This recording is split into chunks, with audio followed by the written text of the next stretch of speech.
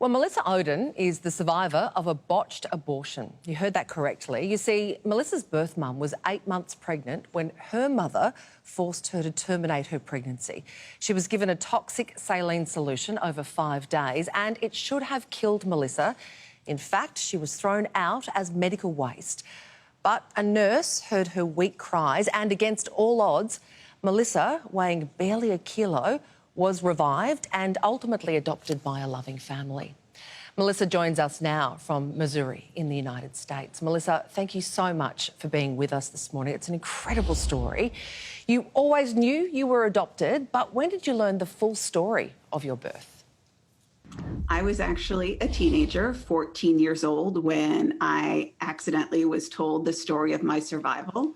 My older sister was facing an unplanned pregnancy, and our parents decided to tell her my story as she was facing what kind of decision she was going to make about it. And so here I am at the age of 14.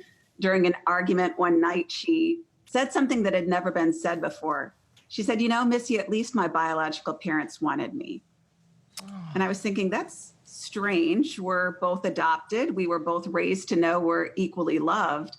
And that's when she realized she had gotten to me with more of the story before our parents did. So I sat my mother down that night, told her those words my sister had spoken to me. And, you know, sadly that night, my mom had to tell me something that no parent should ever have to. And that's that I had survived that failed abortion attempt. Do you remember what it was like finding that out? I mean, that reality being told to you? Oh, I'll never forget it. You know, all these years later and all these times that I've shared my story, I can still feel that moment. I wouldn't wish it upon anyone. It's like a bomb is detonated. Honestly, everything you think you know about yourself and about life suddenly has exploded, and you don't know who you are anymore, and you don't understand this truth. And, you know, it's a very lonely place to be. You were barely a kilo when you were born. Did this have any lasting health impacts? The doctors initially thought that it would. So the initial belief was that I might not live for very long. And if I did, I would suffer from, you know, a multitude of emotional, mental, physical disabilities. But, you know, here now at the age of 42, I am overall, you know, very healthy. I have some immune deficiency issues that the doctors think are actually triggered by the amount of stress that abortion procedure put my body under. And we tend to find that in other abortion survivors. Now, surprisingly, this is not that uncommon. In fact, you run the Abortion Survivors Network. Why did you create this support group, and what sort of stories have you heard from other survivors? Yeah, as I shared, it is a pretty lonely place to be. I spent well over 5 years of my life before I ever knew that there was even one other abortion survivor. And I think, like most life circumstances, once one person starts sharing their story and other people then learn they're not alone, then what you find is more people then join and know that they have a voice. And even if it's just a whisper. And so years ago, I started to hear those whispers from other survivors when I would be on programs like this one. And so we've now connected with over 323 abortion survivors. You have some survivors in Australia. Wow. And like me, many are very quiet in their story, maybe for extended periods of time, but we know them. Melissa, you eventually tracked down your birth mum, Ruth. Why was that important for you to do? I think there were a few reasons. You know, I think most people can understand I wanted some of the answers about what led to that abortion. My adoptive parents did not know the circumstances my birth mother had faced in her life. So, yeah, I wanted to find answers. But more importantly, I just wanted her to know that I was alive, that I was well, that I'm not angry, that I'm not bitter. You know, I think I've led a pretty amazing life. And so I wanted her to know that. And, you know, always knew I might be sharing my story somehow. Never thought this is what it would look like, but, you know, definitely wanted her to hear from me before she ever saw me on TV. Ruth, thank you so much for joining us. Can you tell us a little bit about the circumstances as to why you were forced into this termination? My father was a school superintendent, and my mother started as a nurse, and then she ended up teaching nursing at the University of South Dakota. So 2 prominent jobs, 2 prominent people in the community. When she found out I was pregnant, I shamed the family. That was going to be a big embarrassment, and my father maybe could have lost his job. So she took matters into her own hands and said she would take care of it. Ruth, when did you learn that the baby had in fact survived? That would have been a Sunday afternoon in August of 2007. My twin sister called me and informed me that the child that Elliot and I had was alive. I didn't even know if I had a boy or a girl. Oh, Ruth, it's so heartbreaking because you were so young when you were forced into this. Can you talk us through that process and what that was like for you to have to give up your baby in this way? Well, from what I was told, they snuck me in the back. There's parts of it I don't recall. And they snuck me in a back door of the hospital. My mother had a doctor friend who owed her a favor. So he is the one that, in conjunction with my mother, who carried this out. And it was only supposed to take a couple days, and I was never given an examination. I didn't even know I was pregnant.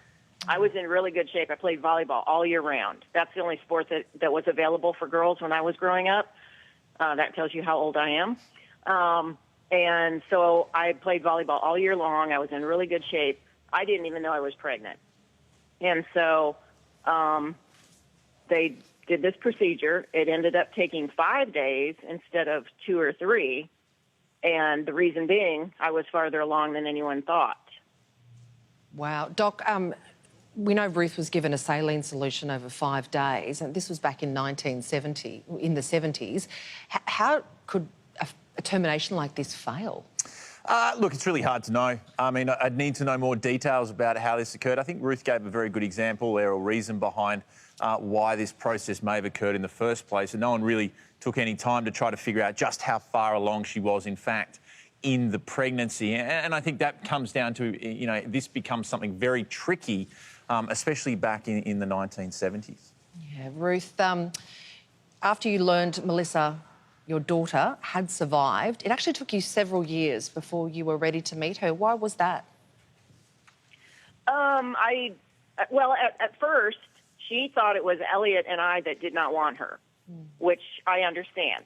She didn't know the circumstances until 2013 when my cousin Susan contacted her and told her what had happened, the whole thing. And I didn't know if she wanted to ever meet me. I was embarrassed. I was ashamed. I've often told Melissa that I wish I had run away. You know, I wish I had the guts to have stood up to my family and run away. But that could have had a totally different outcome for both of us. And I truly believe in life that everything happens for a reason. And if she didn't have to grow up with my parents as her grandparents, then that was the reason this happened. And she has a beautiful family. I've not met her mom and dad yet, but I hope to someday. And I thank them every day that they came and took Melissa home with them. So Melissa, can you tell us what it was like that moment when you finally met? It's one of those moments that's almost indescribable. You know, I think people can probably see the tears in my eyes. As Ruth shared, my mom and dad are amazing, and I am so thankful that Ruth loves and respects my parents, and I can honestly tell you my parents feel likewise about her. But it was, yeah, it's indescribable. I knew that she was there at the zoo. We had messaged back and forth and knew that we were both there on the grounds, and you know, I could count how many steps it would take to get to her. And even though we had spent years communicating, so we had this foundation and we knew what each other looked like, right? And we really knew each other pretty well. It was still, you know, nerve-wracking. As she shared, you know you love that person, but you don't want to let them down, and you hope that they care about you. And so, yeah, it was beautiful and nerve-wracking all at the same time.